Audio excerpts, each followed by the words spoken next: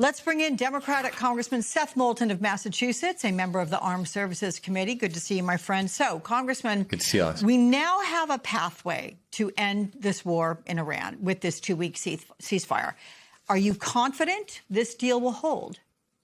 No, I'm not confident it will hold because, first of all, it's not a great deal for the U.S., although it's a better deal than continuing this war.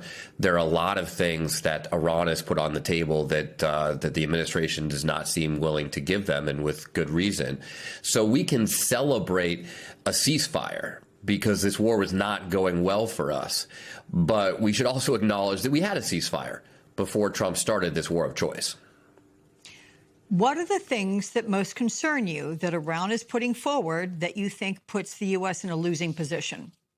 Well, first of all, they have not agreed to any nuclear concessions, and none of us want Iran to have a nuclear weapon. That's why Obama put a deal in place that prevented them from ever having a nuclear weapon and actually had intrusive monitoring and constant intrusive inspections and constant electronic monitoring to make sure that it never happened. That deal was certified by the first Trump administration that Iran was following it before Trump ripped it up. We also have no curbs on their ballistic missiles, so while we destroyed a bunch of them in the course of this conflict, they've also been using them quite effectively against our allies, projecting power in ways they never have before, and we don't see any provisions in this deal to prevent them from having ballistic missiles in the future. It also seems that Iran is going to control the Strait of Hormuz, maybe even charge tolls to go through the strait, something they were not doing before Trump started this war, and obviously the price of oil has just about doubled. So, I mean, this is in no way a win. I mean, it's almost comical that Hegseth can get up there. The guy's such a joke to begin with. But the fact that he can say with a straight face that we're winning this war is pretty absurd. The problem is the only end game, unless you actually want to take over the country, is to get to a negotiated agreement. So at least we're stepping forward in that direction. So if you don't think it'll happen within the 2 weeks, do you think more time would allow for it to happen? Well, at the end of the day, there's probably going to be some sort of uneasy ceasefire going forward because the Iranians cannot trust the Trump administration.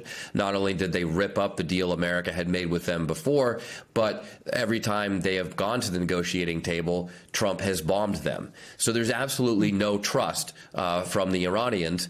And we have now succeeded in putting a new leader in place in Iran who's more hardline, who is probably more inclined to pursue a nuclear weapon, who is less inclined to deal with the West.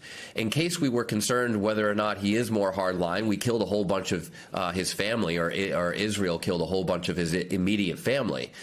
So we're just in a worse place with a more leverage on Iran's side than where this began.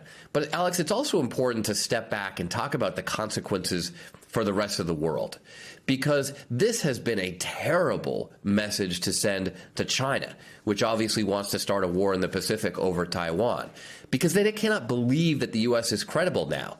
Trump started a war here that he's lost. He's now suing for peace. He's in a worse position than he started. That's all encouraging to China. Also, by the way, we used a whole bunch of the munitions that we'd be using to deter and prevent a war in the Pacific. We used them up against Iran for little to show in result. That is also a bad message to send to our adversaries elsewhere around the globe. So all of your comments brings me to this question, because you have called the president unfit for office. Dozens of Democratic lawmakers have called for either the 25th Amendment to be invoked by the president's cabinet or for articles of impeachment. Both are unlikely, by the way. The criticism among Republicans, it's a bit more muted, with just a handful mostly criticizing Trump's threat to kill a whole civilization prior to the ceasefire. Will more Republicans break with the president following the last few days, or will the ceasefire then silence his GOP critics? I think the reality, Alex, is that for the time being, the ceasefire will probably silence the GOP critics because they're going to try to spin this into a win, just like we saw Hegseth doing a few minutes ago. It's not a win, but we've got to take what we can get here. And since we don't want to put ground troops in Iran, we don't want to control the strait forcefully ourselves, because that would cost an untold number of American lives.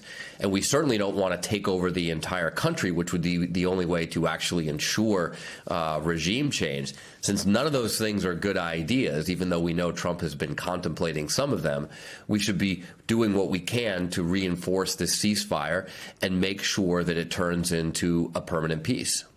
All right. Always an illuminating conversation with you, Seth Moulton. Thank you so much.